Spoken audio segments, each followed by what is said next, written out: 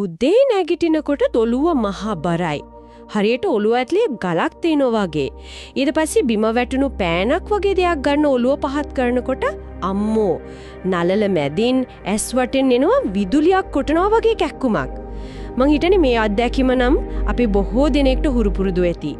අද අපි මේ ගැඹුරින් විමසා බලන්න යන්නේ අන්න ඒ தত্ত্বය ගැන විස්තර කරන සටහන් කිහිපයක්. අපි මෙහෙම තමයි මේක සාමාන්‍ය හෙම්බිරිස්සාවක්ද නැත්නම් හැමෝම කියන අර සයිනුසයිටිස්ද කියලා හරියටම වෙන් කරලා හඳුනා ගන්න එක. ඇයි මේ වේදනාව එන්නේ? ඇඟ ඇතුලේ මොකක්ද වෙන්නේ? මොනවද කරන්න පුළුවන් දේවල්? මේ ඔක්කොම ගැන අපි මේ මූලාශ්‍ය ඇසුරින් තේරුම් ගමු. ඇත්තටම මේක හරිම වැදගත් මාතෘකාවක්. මොකද ශරීරය අපිට කොච්චර නිශ්චිත සංඥා යවනවද කියන එකට මේක හොඳම උදාහරණයක්. අර නලලෙන් එන ගැස්සෙන වේදනාව කියන්නේ නිකන් වේදනාවක් නෙමෙයි. ඒක බොහොම පැහැදිලි පණිවිඩයක්. හැබැයි ඉතින් ඒ පණිවිඩය කියව ගන්න නම් අපි දැනගෙන ඉන්න ඕනේ නේද? අන්න ඒක තමයි. ඒකේ තේරුම මොකක්ද කියලා අපි දැනගන්න ඕනේ. එහෙනම් අපි මුල ඉඳන්ම පටන් ගමු. මූලාශ්‍රවල මේක හරිම සරලව පැහැදිලි කරලා තියෙනවා. අපේ හිස් කබලේ විශේෂයෙන්ම ඇස් වටේ නලලේ කම්මුල ඇස්ති පිටිපස්සේ හිස් කුහර ඒ කියන්නේ එයා පොකට්ස් වගේක් තියෙනවා නේද? ඔව්. සාමාන්‍ය තත්ත්වය යටතේ මේවායේ තියෙන්න ඕන හුලං විතරයි. මේවායේ ප්‍රධාන කාර්යයක් තමයි අපි ආශ්වාස කරන වාතය උණුසුම් කරලා ටිකක් තෙතමනිය දීලා පෙනහොළි වලට යවන එක. නමුත් බැක්ටීරියා හෝ වෛරස් ආසාදනයක් එහෙමත් නැත්නම් අසාත්මිකතාවයක් නිසා මේ කුහරයේ ඇතුලේ තියෙන සියුම් පටල ඉදිමෙනවා. මූලාශ්‍රයක තිබුණු උපමාවක් තිබුණා. ඒක හරිම අපූරුයි. ඒක හරියට කානුවක් බ්ලොක් වුණා වගේ කියලා.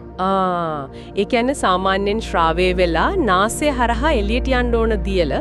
ඒ කියන්නේ සොට්ටු එහෙම නැත්නම් මියුකස්. හරියටම මියුකස්.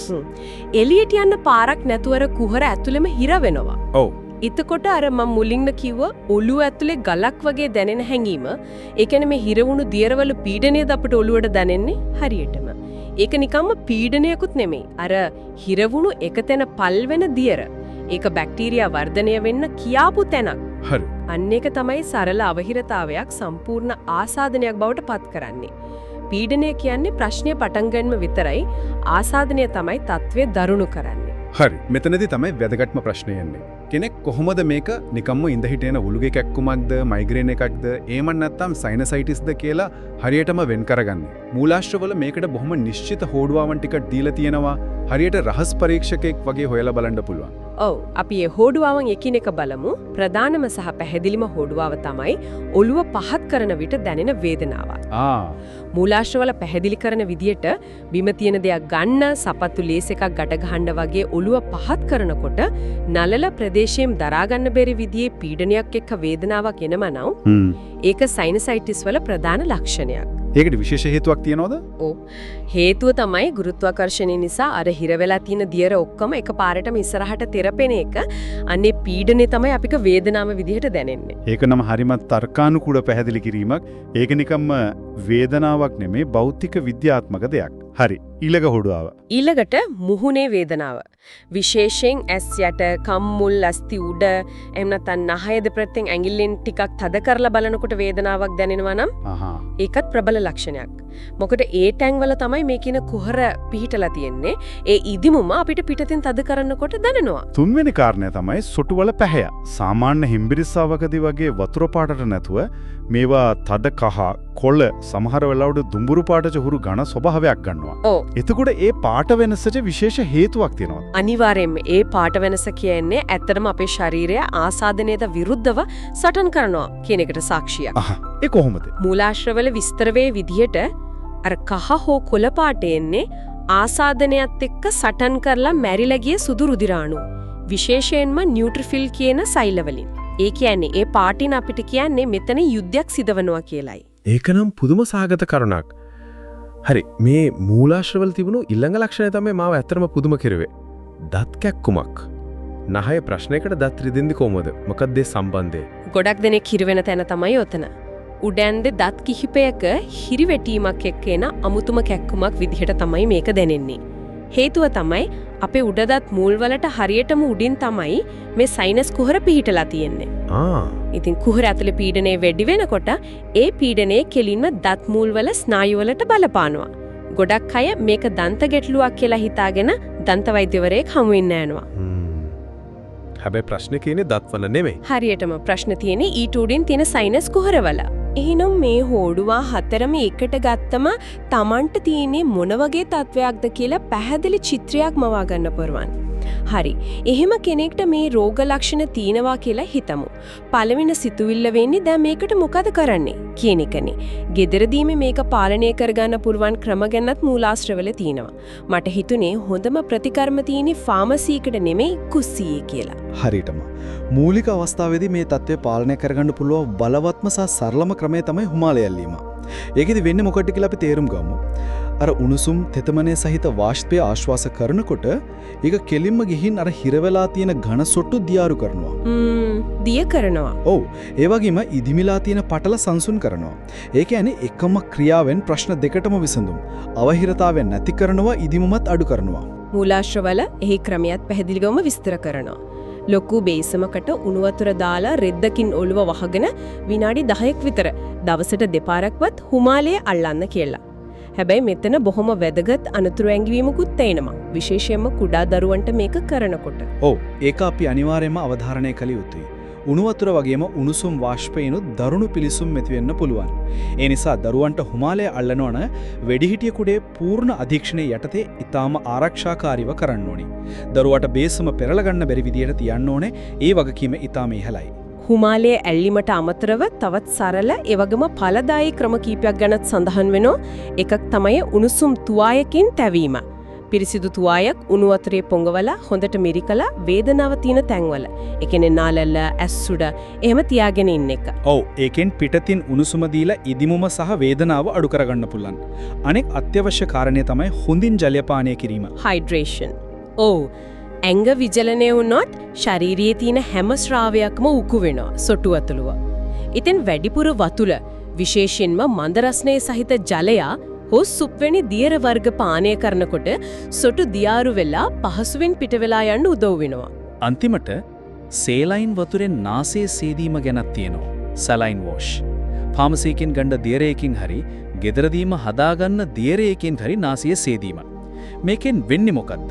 මේකෙන් වෙන්නේ නාසයේ ඇතුළත සහ සයිනස් කුහරවලට යන මාර්ග භෞතිකවම පිරිසිදු කරන එක. අර එකතු වෙලා තියෙන සොටු, දූවිලි, අසාත්මිකතාකාරක මෙව ඔක්කොම සෝදලා එළියට දානවා. ඒකෙන් අර බ්ලොක් වුණු කානුව විවෘත කරගන්න ලොකු උදව්වක් ලැබෙනවා. මේ සරල ක්‍රම ටික තමයි පළමු ආරක්ෂක වලල්ලා. මේ ගෙදරදී කරන ප්‍රතිකර්ම මූලික අවස්ථාවට ගොඩක් ඵලදායී බව පැහැදිලි. නමුත් හැමදේම ගෙදරදී සුව කරගන්න බැහැනේ. මේක ගෙදරදී කළමනාකරණය කරගන්න පුළුවන් මට්ටම පැනලා වෛද්‍යවරයෙක් හමු යුතුමයි කියලා හංගවන රතු එලි මොනවද? මූලාශ්‍රවල මේ සීමාව ගැන පැහැදිලිව දක්වලා තියෙනවා. ඔව්. ස්වයං ප්‍රතිකාරවල සීමාව දැන ගැනීම හරිම වැදගත්. මූලාශ්‍රවලට අනුව හිසරදය සහ අනිත් රෝග ලක්ෂණ සති 2කට වඩා දිගටම පවතිනවා නම් සති 2ක්. ඔව්. එහෙම නැත්තම් දවස් කීපයක් තිස්සේ තද උණක් තියෙනවන එහෙමත් නැත්තම් ඇස් වටේ රතු වෙලා ඉදුමිලා පෙනීමට යම් වෙනසක් දැනෙනවා නම් ඒක තවදුරටත් gedara තියාගෙන ඉන්න පුරුවන් තත්වයක් නෙමෙයි. වහාම වෛද්‍යවරයෙක් හමු වීම අත්‍යවශ්‍යයි. මම අහන්නම හිටියේ ඇස් වටේ ඉදිමීම වගේ දෙයක් ඇයි මෙච්චර බරපතල විදියට සලකන්නේ? ඒක නිකම්ම ආසාදනයේ බලපෑමක් විතරක් නෙමෙයිද? නෑ, ඒක ඊට වඩා බරපතල දෙයක් වෙන්න පුළුවන්. මූලාශ්‍රවල තියෙන කම්පනය දනවනම කාරණය තමයි ඊතා කලාතුරකින් උනත් මේ ආසාදනය හිස් කබලේ තියෙන ඊතා තුනි අස්තිබිත්ති පහු කරගෙන මොලේට හෝ ඇසට පැතිරෙන්න පුළුවන් කියන එක. මොලේට? ඔව්.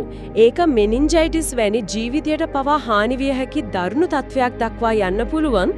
අන්නේ අවදානම නිසායි දිගටම පවතින රෝග ලක්ෂණ නොසලකා හැහිම භයානක වෙන්නේ. ප්‍රතිජීවක ඒ කියන්නේ ඇන්ටිබයොටික්ස් අවශ්‍යද නැද්ද කියන තීරණය ගත යුත්තේ වෛද්‍යවරයෙක් විතරයි. එතකොට මේකෙන් පේනවා මේක අවුරුද්දකට සැරයක් කියන කරදරයක් වෙනුවට සමහරුන්ට ජීවිතකාරයේ පුරාම පවතින නිදංගත තත්වයක්, ක්‍රොනික් තත්වයක් වෙන්නත් පුළුවන්. හිමාලය ඇල්ලීමෙන් සේලෙන් වලින් සේදීමෙන් පාලනය කළගන්න බැරි මට්ටමට ගියහම මොකද වෙන්නේ? අන්න එතනදී තමයි උගුර කන නාසය පිළිබඳ විශේෂඥ වෛද්‍යවරයෙක් එහෙමත් නැත්නම් ENT විශේෂඥයෙක් හමු වෙන්න අවශ්‍ය වෙන්නේ. ඔවුන් ගැටලුවේ මුලතම යන්න උත්සාහ කරනවා. ඒ කියන්නේ සාමාන්‍ය පරීක්ෂාවකට වඩා ගැඹුරු දෙයක්. එතනදී ඒ වෛද්‍යවරු මොනවද ඇත්තටම හොයන්නේ? අර පොඩි කැමරාවක් නාසය ඇතුළට දාලා බලනවා කියලා මං අහලා තියෙනවානේ. ඒකට කියන්නේ එන්ඩොස්කොපී පරීක්ෂණයක් කියලා. ඒ කුඩා කැමරාවෙන් නාසය ඇතුලේ සහ සයිනස් කුහර විවෘත වෙන තැන්වල තත්ත්වය කෙලින්ම බලා ගන්න පුළුවන්. ඔවුන් හොයන්නේ නිකම්ම ඉදිමුමක්ද? එහෙමත් නැත්නම් නාසයේ මස්දලු පොලිප්ස් වගේ වර්ධනයක්ද? නාසයේ ඇදයක් ඩිවියේටඩ් සෙප්ටම් වගේ ව්‍යුහාත්මක ගැටලුවක්ද කියලායි. එහෙම නැත්නම් වෙනත් අවහිරතාවයක්ද කියලා. සමහර විට ඊටත් වඩා පැහැදිලි චිත්‍රයක් ලබා ගන්න CT ස්කෑන් පරීක්ෂණයකට යොමු කරන්නත් පුළුවන්. ඖෂධ වලින් මේ තත්ත්වය පාලනය කරගන්න බැරි වුණොත් එතකොට අවසාන විසඳුම සැත්කමක්ද? වෙනත් හැම ප්‍රතිකාරයක්ම අසාර්ථක වුණොත් සහ අවහිරිතා ඊතා දරුණු මට්ටමක ඇතනම් සැත්කමක් නිර්දේශ වෙන්න පුළුවන්. ඒකට කියන්නේ FES. ඒ කියන්නේ ෆන්ක්ෂනල් එන්ඩොස්කෝපික් සයිනස් සර්ජරි කියලා. මෙතනදී ෆන්ක්ෂනල් කියන වචනය හරිම වැදගත්. ඒයි මොකද මේ සැත්කමේ අරමුණ නිකම්ම ඇතුලේ තියෙන දේවල් සුද්ධ කරන එක නෙවෙයි සයිනස් කුහරවල ස්වභාවික ක්‍රියාකාරීත්වය. ඒ කියන්නේ දියර ගලා යාමේ මාර්ග නැවත යථා තත්ත්වයට පත් කරන එක. ඒක හරියට අවහිර වෙලා තියෙන කාණු පද්ධතියක් අලුතින් හදනවා වගේ වැඩක්. මෙන්න මේ කාරණය තමයි තත්ත්වයේ බරපතලකම හොඳටම පැහැදිලි කරන්නේ. මේ වගේ සැත්කමකට යන වියදම ගැනත් මූලාශ්‍රවල ඇස්ටිමේන්ටුවක් දීලා තියෙනවා. පෞද්ගලික රෝහලකදී රුපියල් 3 ලක්ෂයේ ඉඳන් 6 ලක්ෂය දක්වා මුදලක් වැය වෙන්න පුරුවන්ලු. මේකෙන් පේන්නේ හිමාලය අල්ලලා සුව කරගන්න පුරුවන් මට්ටමේ තිබුණු දෙයක් නොසලකා හැරියොත් ඒක ශාරීරිකව වගේම ආර්ථිකවත් කොයිතරම් විශාල පීඩනයක් වෙන්න පුළුවන්ද කියන එක. ඒක තමයි වැදගත්ම පාඩම. මුල් අවස්ථාවේදීව කරන සරල වියදමක් නැති ප්‍රතිකාරයක් කියන්නේ විශාල ශාරීරික සහ මූල්‍යමය පීඩනයකින් බේරෙන්න කරන ආයෝජනයක්. හොඳයි. එනම් අද අපි කතා කරපු දේවල් එක තැනකට ගමු. සාමාන්‍ය හෙම්බිරිසාවක් වගේ පටන් ගන්න දෙයක් ඇත්තටම සයිනුසයිටිස් වෙන්න පුරුවන්, ඔළුව නමනකොට එන වේදනාව, මුහුණේ වේදනාව, සොටුවල පාට වෙනස් වීම සහ උඩදත්වල කැක්කුම වගේ නිශ්චිත හෝඩුවාවන්ගිල් ඒක හඳුනා ගන්න පුළුවන් බව අපි දැක්තා. ඒ වගේම හිමාලය ඇල්ලීම, උණු වතුරෙන් තැවීම වගේ සරල ගෙදරදීම කළ හැකි ප්‍රතිකාර මූලික අවස්ථාවේදී ඊටම ඵලදායී බවත්. නමුත් උණ ඇසිඩිමීම වගේ රෝග ලක්ෂණ තියෙනවා නම් හෝ තත්ත්වයේ දිගටම පවතිනවා නම් එහෙමනම් වෛද්‍ය උපදෙස් පැතීම අත්‍යවශ්‍ය බවත් පැහැදිලි වුණා. මූලාශ්‍රවල තියෙන ප්‍රධානම පණිවිඩය තමයි වේදනානාශක වලින් වේදනාව යටපත් කරලා දානව වෙනුවට වේදනාවට හේතුව හොයලා ඒකට ප්‍රතිකාර කළ යුතුයි කියන එක. මූලාශ්‍රයක තිබුණ අවසාන වාක්‍යය හරිම බලවත්. ඔළුවේ කැක්කුම ඔබ නොසලකා හරින්න එපා. එය හුදෙක් කරදරයක් නොව ශරීරය ලබා දෙන සංඥාවක්. මේ කතාව තවත් ගැඹුරු කල්පනාවකට මඟ පාදනවා නේද? අපි මේ කතා කළේ සයිනසයිටිස් වගේ පැහැදිලි භෞතික හේතුවක් තියෙන වේදනාවක් ගැන. ඒත් ඒ වගේ පැහැදිලි ප්‍රතිකාර කළ හැකි තත්ත්වයක් තියෙද්දිත් මිනිස්සු කොච්චර වාරයක් සංඥා නොසලකා හරිනවද? ඊටත් වඩා අපේ ශරීරය දෙන තවත් කොච්චර භෞතික සංඥා අපි නිකම්ම මානසික ආතතිය නැත්තම් හොඳට නිදාගත්තේ නෑ වගේ හේතුව මත පටවල අමතක කරලා දානවා ඇද්ද? මෙහෙම අපි අතින් මග හැරෙන තවත් වැදගත් කතා අපේ ශරීරය අපිට කියන්න උත්සාහ කරනවා ඇති නේද?